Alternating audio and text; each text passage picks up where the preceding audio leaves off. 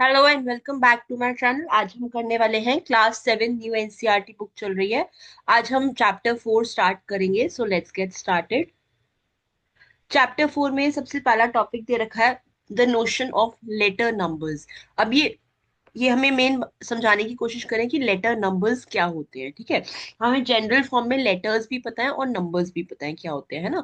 Numbers हो गए आपके 1 2 3 4, लेटर्स हो गए जो अल्फाबेट्स जैसे A B C D हम यूज करते हैं। तो अलग अलग तो हमें पता है कि लेटर क्या होता है और नंबर्स क्या होता है, लेकिन अगर इनको एक साथ मिला दें, एक ही टर्म इसके लिए यूज करें, तो लेटर नंबर्स क्या होता है। तो आज इस चैप्टर में हम मेन यही समझेंगे कि लेटर नंबर्स क्या होता है। इसको समझने के लिए एग्जाम्पल 1 देखते हैं। क्या बोल रहा है, दो लड़के दे रखे हैं, शुभम और आफताब। ठीक है, तो शुभम जो है, दोनों की एज मेंशन करी हुई है यहाँ पर। शुभम जो है आफताब से 3 साल ओल्डर है। ओल्डर का मतलब है बड़ा है। ठीक है, तो आफताब, अगर एक एग्जांपल लेके चलते हैं, अगर आफताब 6 इयर्स का है, तो शुभम क्या होगा, उससे 3 साल बड़ा होगा। दैट मीन्स शुभम 9 इयर्स का होगा, है ना। इन्होंने एक और एग्जाम्पल दिया हुआ है, अगर आफताब की एज 10 इयर्स है, तो शुभम उससे 3 साल बड़ा है, तो शुभम की एज होगी 13 इयर्स। ठीक है, तो ये चीज गिवन है। आगे क्या बोल रहा है, नाउ अब थोड़े साल बाद आफताब की एज जो है वो 18 इयर्स हो गई है।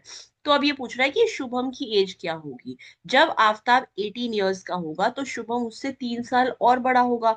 तो हम क्या करें, 18 में 3 और प्लस कर दे, है ना। तो यहाँ पर देखिए, Shubham is 3 years older than Aftab. Shubham जो है आफताब से 3 साल बड़ा है।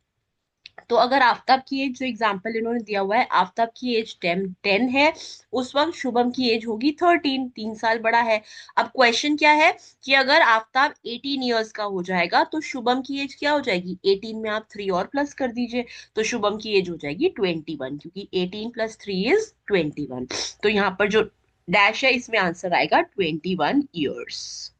ओके, तो आफ्ताब जब 18 इयर्स का होगा, तो शुभम 21 इयर्स का हो जाएगा, क्योंकि शुभम 3 साल बड़ा है आफ्ताब से। ओके, तो एक ये तो जनरल सिनेरियो हो गया। आगे देखते हैं क्या बोल रहा है। Given Aftab age, how will you find Shubham's age. अब आफ्ताब की एज अलग अलग हो सकती है। ठीक है, कभी आफ्ताब 3 साल का होगा, कभी 10 साल का होगा, कभी 50 साल का भी होगा। तो अगर आफ्ताब की एज दी हुई है आपको, तो शुभम की एज आप कैसे निकालोगे। सिंपल सा फंडा है। अगर हमारे आफ्ताब की एज दे रखी है, तो शुभम की एज निकालने के लिए हम उसमें 3 और ऐड कर लेंगे। तो एक हम जनरल स्टेटमेंट दे देते हैं इस चीज के लिए। उसी जनरल स्टेटमेंट को हम बोलते हैं एक्सप्रेशन। तो मैथ्स में हम उसको स्टेटमेंट ना बोल के, जनरल स्टेटमेंट ना बोल के, कि जनरलाइज ना करके उसको उसको हम एक मैथमेटिकल टर्म दे देते हैं, और इस टर्म को हम बोलते हैं एक्सप्रेशन। तो इसका एक्सप्रेशन क्या बन जाएगा, देखिए एक्सप्रेशन क्या हो जाएगा कि शुभम की एज जो है वो आफ्ताब की एज में 3 और प्लस कर दो, तो शुभम की एज आ जाती है। That means Shubham age is equal to Aftab की एज +3। तो एक जनरल स्टेटमेंट बन गया हमारा ये। इसी जनरल स्टेटमेंट को मैथ्स में एक्सप्रेशन कहते हैं। ओके, तो एक्सप्रेशन क्या हो गया हमारा कि Shubham age is equal to Aftab age +3। अब एक चीज और हमें यहाँ पर देखनी है कि ये बहुत लंबा लग रहा है ना, शुभम एज, हर बार मैं शुभम एज बोलूं, आफ्ताब एज बोलूं, बहुत लंबा हो जाएगा। तो मैथ्स में हम क्या यूज करते हैं, इनकी जगह हम लेटर नंबर्स यूज करते हैं। मतलब शुभम एज के लिए मैंने एस ले लिया, सपोज शुभम एज के लिए मैंने एस ले लिया, इज इक्वल टू आफ्ताब की एज के लिए मैंने ए लेटर नंबर ले लिया +3। तो अब देखिए, अब की बार एक्सप्रेशन जो है वो शॉर्ट में भी लिखा गया और इजी भी है बोलने में, कि s is equal to A + 3। ठीक है, तो यहाँ पे शुभम एज की जगह जो मैंने एक शॉर्ट फॉर्म ले ली ना s, इसी को मैं लेटर नंबर बोल रही हूँ। तो यहाँ पे हमने दो लेटर नंबर्स यूज करे, s और a। s जो है वो शुभम एज को रिप्रेजेंट कर रहा है, और a जो है वो आफ्ताब की एज को रिप्रेजेंट कर रहा है। तो s और a यहाँ पर जो है, जो एक्सप्रेशन के अंदर उसको शॉर्ट फॉर्म देने के लिए है। थोड़ा इजी लग रहा है ना, देखिए अब s is equal to A + 3। तो उसको इजी तरह से बोलने में और थोड़ा इजीली उसको लिखने में, उसके लिए हम लेटर नंबर्स यूज करते हैं। तो यहाँ पर s और a लेटर नंबर्स हैं। तो मेन जो आपका यहाँ पे टॉपिक है वो लेटर नंबर्स ही है। तो लेटर नंबर्स हमने देखे यहाँ पर इस एक्सप्रेशन के अंदर, दो लेटर नंबर्स यूज करे हैं। आगे देखते हैं। अब देखिए इसका एक्सप्रेशन क्या बनेगा। अब एक्सप्रेशन इंग्लिश में तो मैं ये भी बोल सकती हूँ कि Shubham's age is equal to Aftab age plus 3, लेकिन ये बहुत लंबा हो गया थोड़ा सा। इसको शॉर्ट फॉर्म में जब हम लिखेंगे तो हम लेटर नंबर्स यूज करेंगे, है ना। एक जनरल फॉर्म में देखिए, अब अगर मैं यहाँ पे अलग अलग सिनारियोज लेती हूँ, तो आफ्ताब की एज जब 4 थी, तो शुभम की एज क्या थी, 4 + 3 विच इज इक्वल टू 7। अच्छा, आफ्ताब की एज 10 थी, तो शुभम की एज कितनी हो जाएगी, 10 + 3। तो ये एक्सप्रेशन बना रहे हैं हम शुभम की एज के लिए। ठीक है, जब आफ्ताब की एज 23 होगी, तो शुभम की एज होगी 23 + 3। ठीक है, तो यहाँ पे अब मैंने क्वेश्चन मार्क ले लिया कि आफ्ताब की एज क्वेश्चन मार्क होगी, मतलब पता नहीं है कितनी एज है। तो शुभम की एज क्या होगी, क्वेश्चन मार्क +3। तो क्वेश्चन मार्क अच्छा नहीं लग रहा है ऐसे लगा हुआ कि ये एज जो है, जो वो कुछ भी हो सकती है, डिफरेंट डिफरेंट, जैसे यहाँ पे 4, 10, 23। तो हमने यहाँ पे क्वेश्चन मार्क ना लेके एक लेटर नंबर ले लिया उसके लिए। तो कि अगर उसको जनरल फॉर्म में कैसे बोलेंगे कि अगर आफ्ताब की एज ए है, तो शुभम की एज हो जाएगी A + 3। तो यहाँ पर जो ए लिया है ना हमने, यही लेटर नंबर है।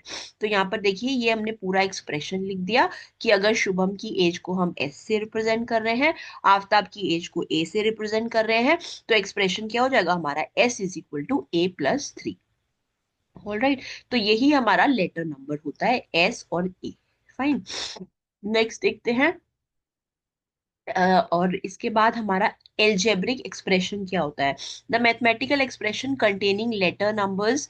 जो एक्सप्रेशन आपका लेटर और नंबर्स जो दोनों जिसमें होते हैं लेटर नंबर्स, उसी को हम एक्सप्रेशन या फिर अर्थमेटिक एक्सप्रेशन भी बोलते हैं। तो S is equal to A + 3, ये एक एल्जेब्रिक एक्सप्रेशन है। ऑलराइट, तो हमें दो टर्म्स यहाँ पे समझ में आ गए कि लेटर नंबर्स और लेटर नंबर्स से मिलकर और एल्जेब्रिक एक्सप्रेशन बनता है। ऑलराइट, नेक्स्ट देखते हैं। Given the age of Shubham write an expression. अब उल्टा है यहाँ पर देखिए, पहले हमें आफ्ताब की एज दी हुई थी और हमें शुभम की एज निकालनी थी। अब यहाँ पे उल्टा दिया हुआ है कि अगर शुभम की एज निकाल दी है और आफ्ताब की एज निकालनी है, तो आप कैसे करेंगे।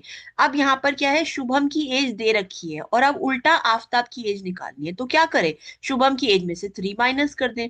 तो उसका एक्सप्रेशन क्या हो जाएगा हमारा, ए आफ्ताब की एज है, अगर S is equal to Shubham की एज है, तो आफ्ताब की एज इज शुभम की एज -3। तो अब की बार जो एक्सप्रेशन आएगा वो ये आएगा। ऑलराइट, आगे देखिए, expression when are Aftab age is given, तो शुभम की एज क्या हो जाएगी, आफ्ताब की एज +3।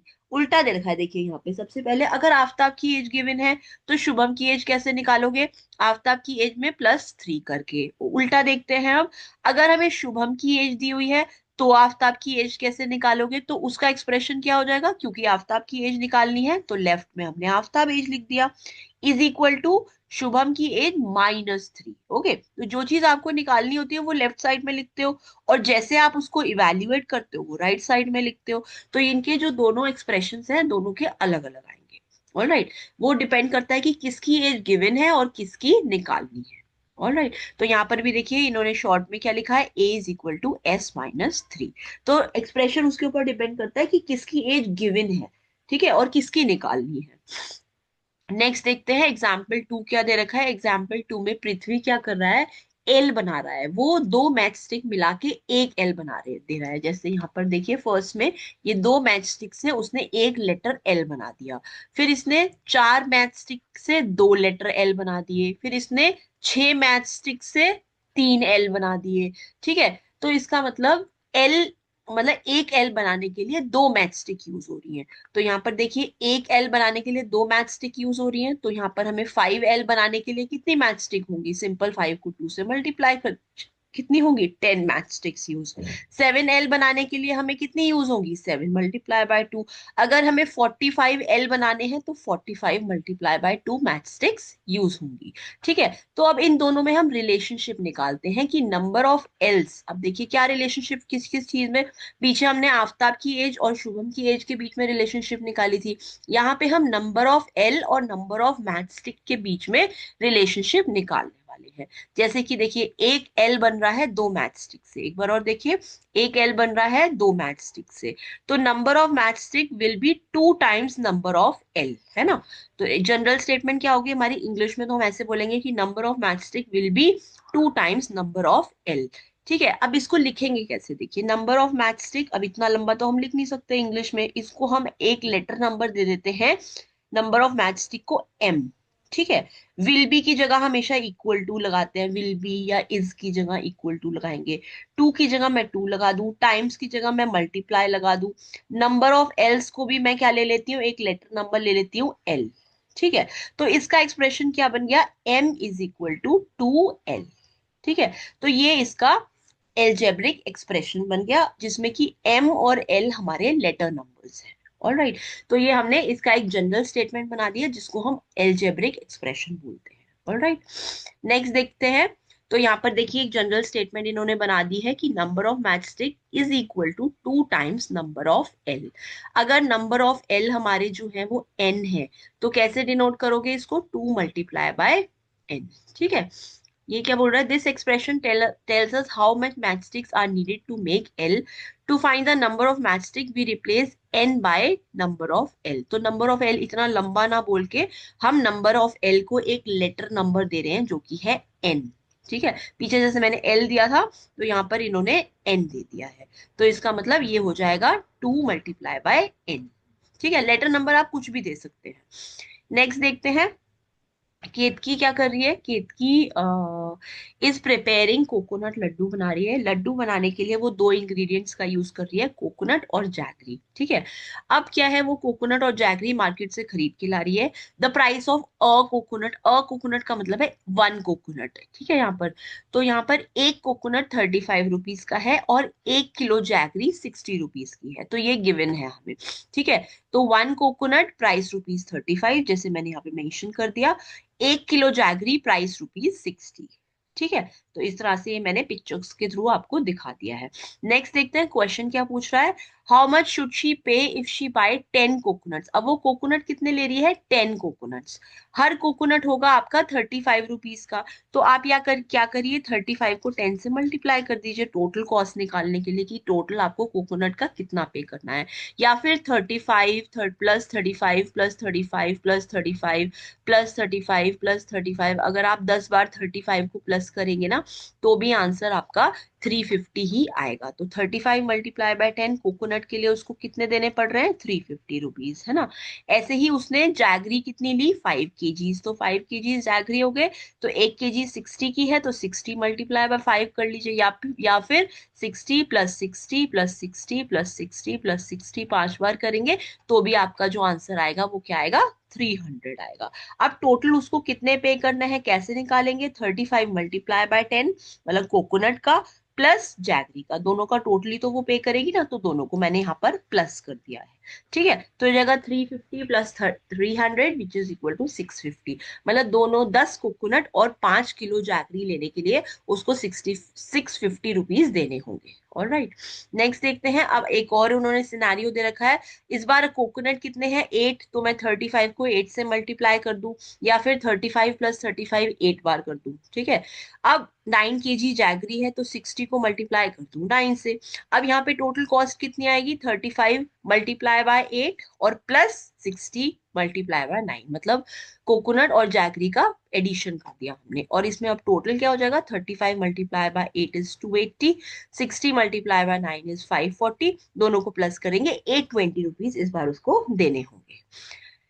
नेक्स्ट क्वेश्चन, नेक्स्ट देखते हैं। इसमें अब सिंपल इन्होंने अब दोबारा से इस सिनेरियो को एक एक्सप्रेशन का फॉर्म देने की कोशिश करी है। तो यहाँ पर अगर मैं नंबर ऑफ कोकोनट सी से रिप्रेजेंट करती हूँ, क्योंकि नंबर ऑफ कोकोनट बहुत लंबा लग रहा है, तो इसको एक लेटर नंबर दे दे हम, तो नंबर ऑफ कोकोनट को हम सी दे देते हैं, number of kgs of jaggery को हम जे दे देते हैं। तो इसका जनरल एक्सप्रेशन जो टोटल आपको पैसे पे करने होते हैं उसका एक्सप्रेशन क्या हो जाएगा, C multiply by 35 plus J multiply by 60। तो एक ये जनरल अर्थमेटिक एक्सप्रेशन आपने इस सिनेरियो से निकाल लिया using letter number C and J. अब सी और जे आप कुछ और भी लेटर नंबर यूज कर सकते हैं, इन लोगों ने सी यूज किया है नंबर ऑफ कोकोनट के लिए, जे यूज किया है number of kgs of jaggery के लिए। ओके, तो टोटल कॉस्ट कितनी हो जाएगी हमारी, number of coconuts multiply by 35 plus number of kgs of jaggery multiply by 60। अगर लेटर नंबर्स हमने, नंबर ऑफ कोकोनट की जगह हमने लेटर नंबर यूज करा है सी, तो नंबर ऑफ कोकोनट के लिए सी कर लेंगे, और number of kgs of jaggery के लिए जे यूज करा है इन्होंने। ठीक है, तो ये लेटर नंबर्स यूज हो गए हमारे। अब देखिए जनरल एक्सप्रेशन हमारा क्या बन गया। अगर नंबर ऑफ कोकोनट हमारा सी है, और number of jaggery, KGs of jaggery हमारा जे है, और हमारे इस सिनेरियो में पूछ रहा है कि टोटल अमाउंट कितना पे करना है 7 कोकोनट और 4 केजीज जैगरी के लिए। तो मैं क्या करूं इसमें, नंबर ऑफ कोकोनट मेरे कितने हैं, मैंने टोटल कॉस्ट निकाल ली। देखिए सी मेरा 7 है इस बार, इन्होंने दे रखा है क्वेश्चन में, मतलब कोकोनट कितने खरीद रही है वो 7, और कितने केजीज ऑफ जैगरी खरीद रही है 4। तो ये मेरा टोटल कॉस्ट निकाल लेती हूँ मैं। 7 × 35 245 होता है, 4 × 240 होता है। इसका टोटल कॉस्ट अब की बार जो इसको पे करना है वो 485 रुपीज करना है।